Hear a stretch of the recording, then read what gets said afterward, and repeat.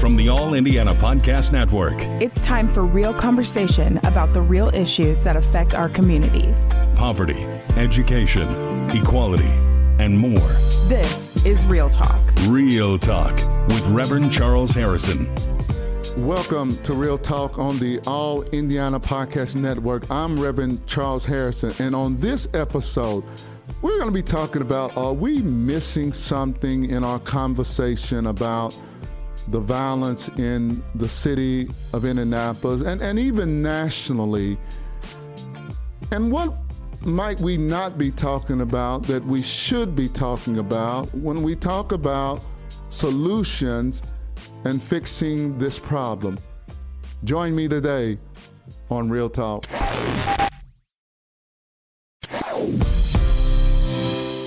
Welcome to Real Talk on the All Indiana Podcast Network, and I am Reverend Charles Harrison, and it is a pleasure of being back with you. I've been missing for a couple weeks, but I am back in the saddle today, and I want to talk about an issue that I think all of us are talking about in urban cities all across the country. We're certainly having conversation here in Indianapolis about this issue.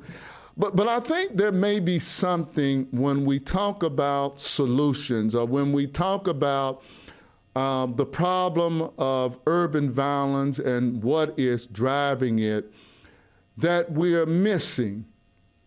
And when we talk about the solutions to it, this has certainly been a 60-year problem that we have experienced in this country. But I represent, as a pastor, a faith-based group, the Indianapolis 10-Point Coalition, that sees violence and certainly in a different light than what we really talk about. You know, most of the time when we talk about this issue of violence, we're talking about what's driving it. And, you know, we hear a lot of people talk about what are the root causes to violence, particularly as it impacts communities of color. We talk about the issue of poverty. We talk about the issue of broken families. We talk about the broken judicial system in our country, particularly when it comes to repeat violent offenders and their frustration in this country about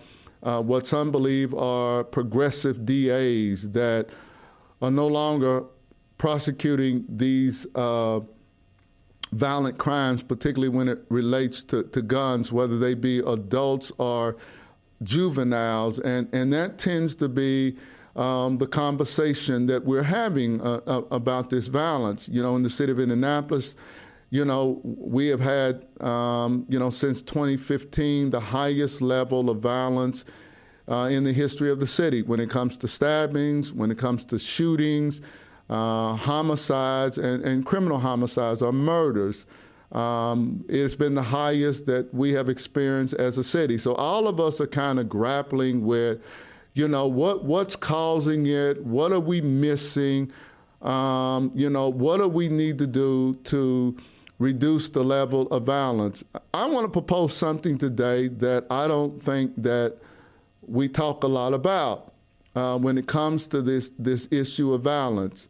For me, as a pastor and a faith-based leader, there is something that I think that we are missing in this whole conversation. Not that all of those other issues that people are raising are not important, because they are, but I think there's something that we're not talking about that we need to talk about when it comes to addressing this issue of urban violence in the city of Indianapolis.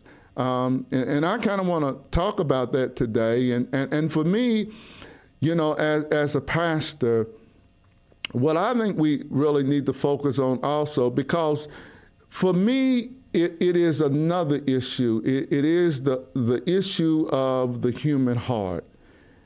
It is the issue of the lack of a moral compass today in our nation, in our country, the disregard for the sanctity of human life. For me, it is that issue of a nation today in the lives of so many people where there is the absence of the presence of God, that moral compass within us. Because we can continue to pass more and more gun laws, but it cannot legislate morality. And it is that issue. Not everyone who lawfully possesses a gun or either unlawfully possesses a gun are committing violent crimes. Why? Have we ever really tried to address that issue? The issue of why some people are choosing to use violence as a means to address their beefs with others. Or they use guns in the commission of a violent crime. Whether it be robbery, whether it be carjacking, or whether you're just arguing with someone and in the midst of the argument, then you pull a gun out to settle your beef with that person. See, I am a pastor, and I believe that, here's a phrase I want you to use, where there is more God, there is less crime. And that what is driving a lot of this violence that we are seeing today is the fact that people have heart issues. This is an issue of sin. This is an issue of evil. This is an issue of wickedness.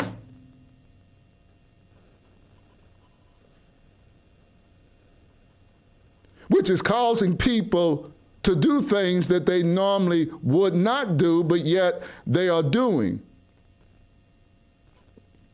And we don't want to talk about that piece. We don't want to talk about the God piece. Because I think there used to be a time in this country, particularly I remember when I was growing up, in the 1960s and the 70s when I was a teenager.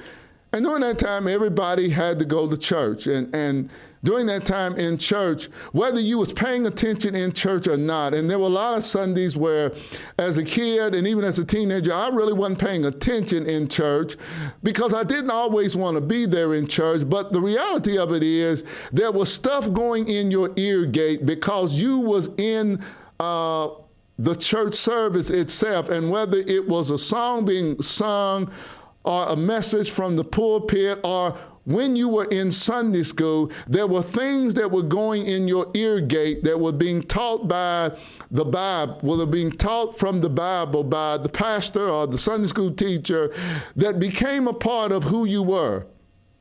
It created in your life, in my view, a moral compass and thou shalt nots. There were certain things that we just didn't do when I was a teenager, and even though we would come close to a line, that there was a line that we would not cross because we understood that the problem that human beings were facing because of what we believed about sin and God and Satan was that the human heart was important. And that the human heart dealt with your thinking, how you perceive things, how you handle things. And today we're living in a society where people are settling their conflicts, their arguments, their beefs with violence. They're using the gun or the knife or whatever instrument or thing that they can use to hurt another human being. They're doing that, and what is driving that is not necessarily what people think is poverty, and we get into the issues of mental health and all of those things. But what is missing also in this conversation is the reality of the absence of God in the life of people. Where is God in your life? And what I see out there in the community, and I deal with a lot of OGs that work for me at 10 Point, who once, at one point in their life, they were the drug dealer, they were in the gang, they were committing robberies, they were doing carjacking or stealing cars. Many of them went to prison, served their time. They came out and they discovered something when they came out, and they were trying to change their life and put their life on the right path. They discovered the God factor. They discovered that if they were really going to change their life and get on the right path in life, that God had to play an important role in their life. And many of them talk to these youngsters today about what was the key that led them down a different path in life. What really changed their heart and their thinking that led them on a different path in life.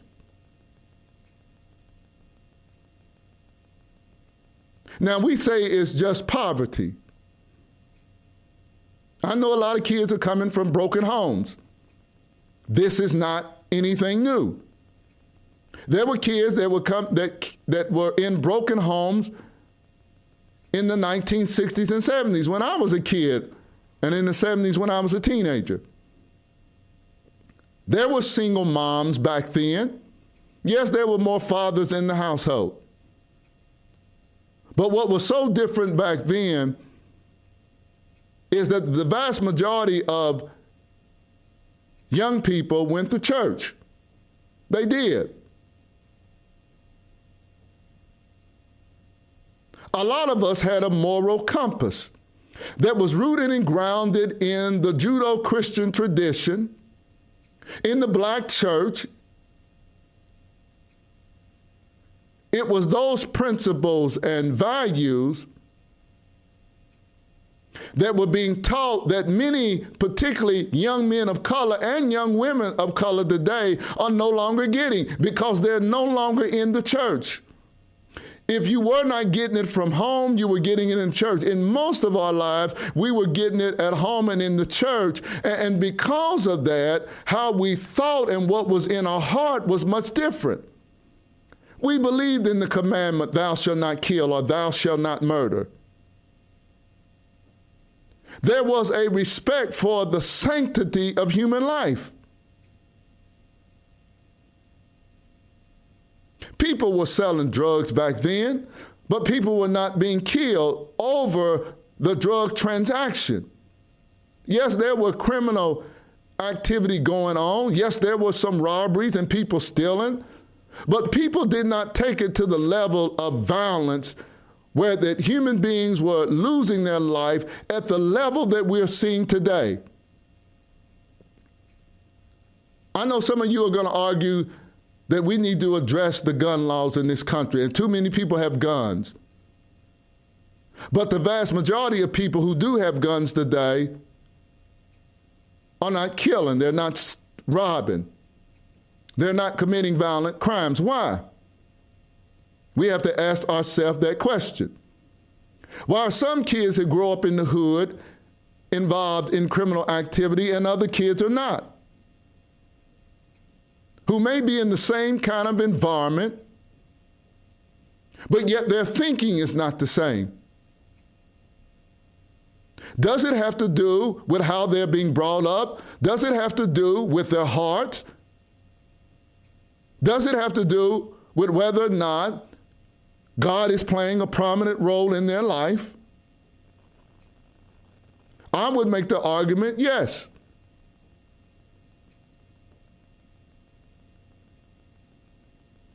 I am a Christian pastor. I believe in the manifestation of evil. I believe in wickedness. I believe in sin. I believe that if there was more God in people's lives, we would have less crime. I know some of you who are agnostics or atheists, or you may come from a different faith. Whatever your faith belief is in God, whether you are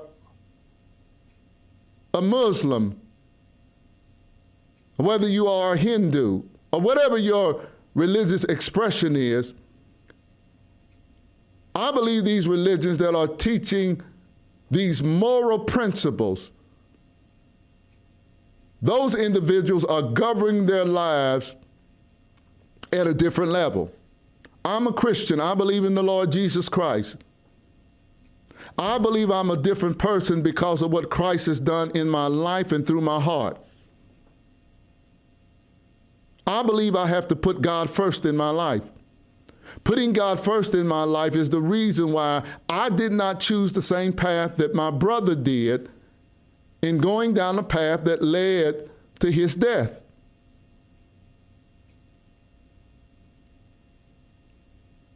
I'm a part of an organization that is making a difference on the ground because we're trying to address the heart issue with young people who are caught up in the game on the street, who may be selling drugs, who may be in cliques, who may be involved in gangs. The success record of 10 Point is remarkable. In a city in the last 9 years have seen record-breaking violence in this city. But in the 10 Point areas, we have seen in most of those areas over those 9 years a decline, and at the minimum, we have not seen any movement upward.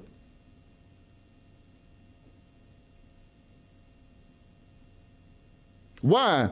Because those who we engage on the street, we understand that we have to address the heart and the mind.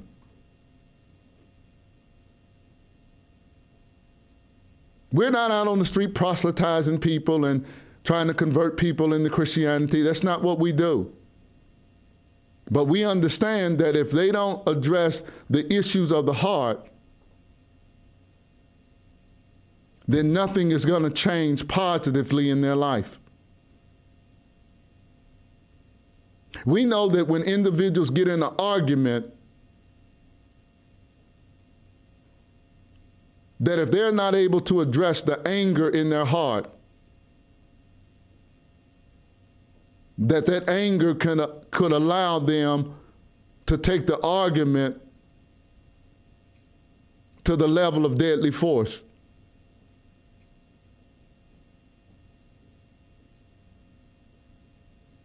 We're trying to get people to take a different path in life. If you ask me what made a difference in my life, and many of those young people do, and they ask a lot of those OGs that are out on the street, we certainly include the God piece, because that was essential to the transformation in our lives that led us down a different path. It led me down the path of being a preacher of the gospel. It has led a lot of those OGs down a different path where they are now living a productive and successful life. Because we understand that if the heart does not change, then the attitude and the behavior will not change. And that's only going to lead you down a path of destruction. The police have to do what the police are commissioned to do. The courts and the prosecutors do what they do. But if you're putting someone in jail and they come out the same way, then obviously locking them up was not the complete solution. Some would say we need to hold them accountable. I don't disagree with that. But we are holding the people accountable, and they spend years in prison, and they still come out the same way.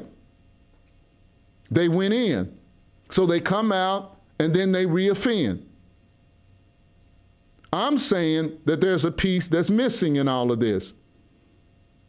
and that is the transformation of the heart.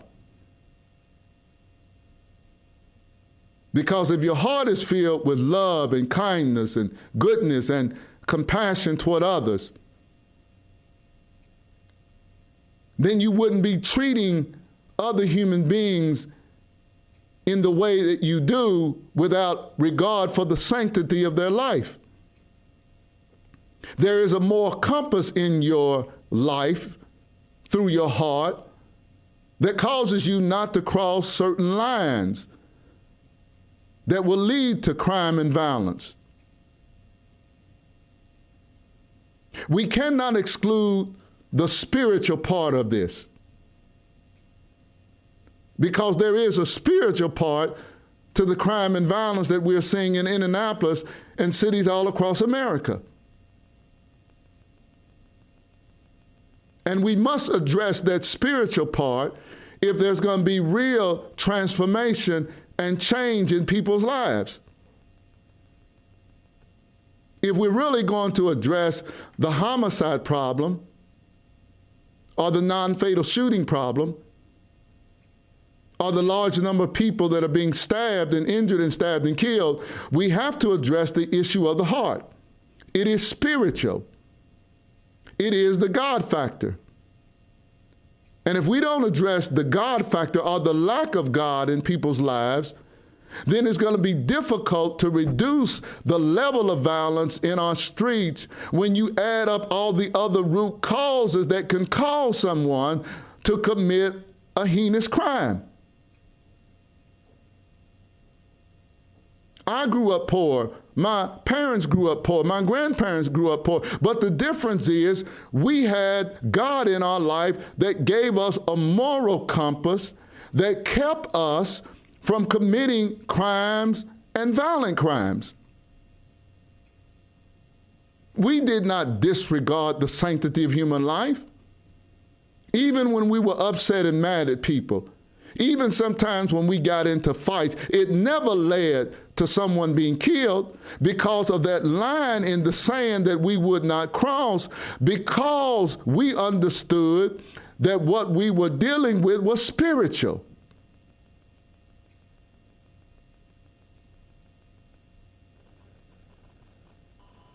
Satan was tempting me to violate the commandment of God, thou shalt not kill, thou shalt not murder. You have 14, 15, 16, 17 years old juveniles today that are using violence as a means to settle their beefs. There's something wrong. It is not just a parenting issue. It is a heart issue. Now, you may say the parents should be raising their children in the church or bringing their children up in a way that God is playing a role in their life. I won't argue that with you.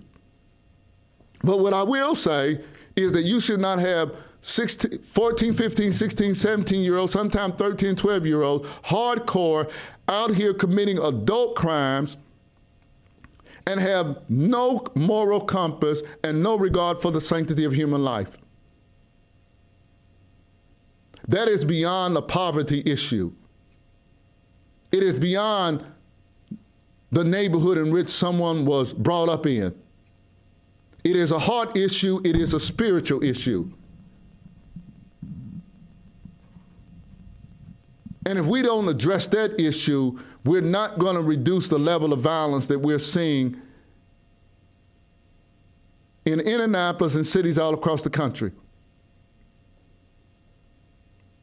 This is key to reducing this problem. Don't let anybody tell you anything different. I'm telling you what I know, what I have experienced, and what I see. I've been doing 10 Point for 25 years. I've seen a lot of stuff out there on the streets. I can really go back further than that when I was 15 years old and my brother was killed at 21 years old and I was out in the streets. What kept me from crossing over and being a thug and a gangster and a drug dealer was the fact that my parents brought me up in the church. There were things that I just would not do because of what was inside of me. I not only believed in God, but I tried to live the Christian life. And one of those things was, thou shalt not kill. To treat others the way you want to be treated. To not allow the sun to go down on my anger that would cause me to do something harmful to my neighbor. Those are principles that we used to live by in this country.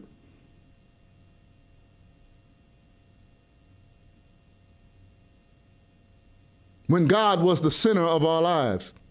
We have a society today where God is no longer the center of people's lives. And that's why you have this chaos in cities across the country, in our nation, and why in many cities we're dealing with a public safety crisis. It is the absence of God. I don't care what laws you put on the books. I don't care how many people you jail. If you don't address the God issue, there's not enough prisons in this country that you can build to keep people out if you don't deal with the root cause of the problem, which is a heart issue. It is the absence of God in the lives of people. That's why people are doing things. That's why juveniles and children are doing things that horrify some of us because we don't understand how they could do it at that young age. It is because there is a lack of God in their lives. And where there is the absence of God, there is the presence of evil and wickedness. That's why you're seeing adolescents and juveniles and young adults do things that many people think were unimaginable. They're not anymore. If you don't have a moral compass and you don't have the regard for the sanctity of human life, there's nothing that you won't do. And the argument that I make is if there is an absence of God in the life of people, then there's nothing that people will not do to another human being. And that's what we're seeing. We're seeing family members kill family members because there is an absence of God in their life. We're not addressing the real root cause of senseless violence, which is the heart issue, the spiritual issue, the absence of God in their life. That's the debate that we need to have in this country. That's the conversation that needs to be included in all these other solutions that people are bringing to the table. And I'm not disregarding these other solutions or the other root causes that people want to talk about. But what you cannot ignore is the human heart.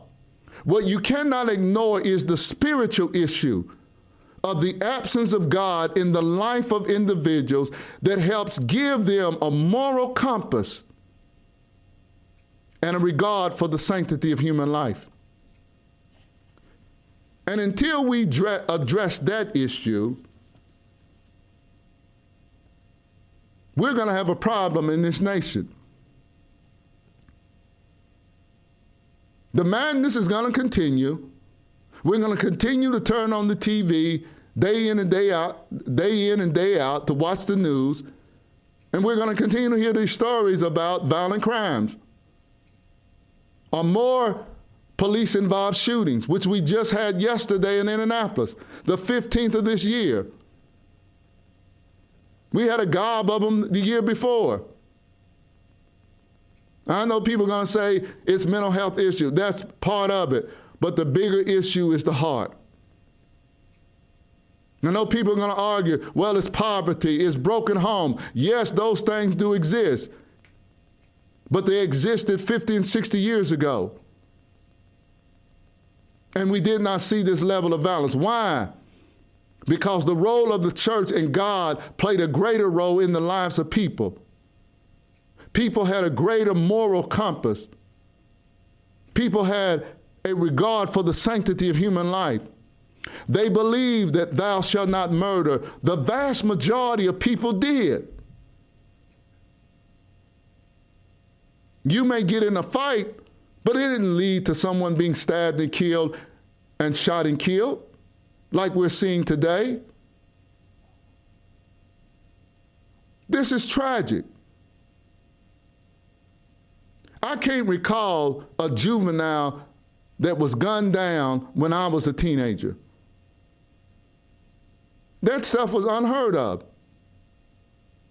And if somebody did get killed, most of the time it was in their 20s, like my brother, who was out there in the underground economy.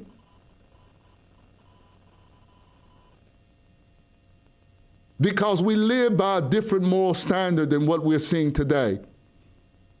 The church and God played a greater role in the lives of people in our society today. I make this statement and make the argument that if we don't address this spiritual issue, then the level of wickedness that we will continue to see in this country will only get worse. And my prayer is that we include in our solutions the issue of the heart,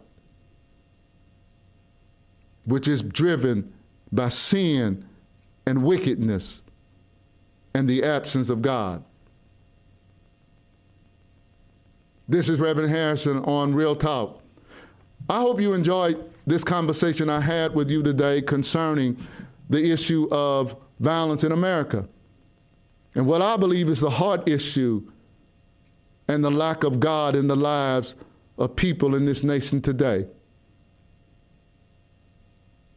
I believe we're a better nation than what we're seeing today. And I believe we can do better. Thank you so much for joining me on Real Talk today, and I pray that you will subscribe to this podcast and you will share this podcast on X and Facebook and other social media sites so people can be a part of this conversation and the issues that I raise concerning the things that affect us every day. I pray that you have a blessed and you have an awesome day. Until we meet again, this is Real Talk with Reverend Charles Harrison. Be blessed. This is Real Talk with Reverend Charles Harrison. Be sure to like and subscribe to this podcast. And be sure to check out other great podcasts on the All Indiana Podcast Network. Online now at allindianapodcast.com.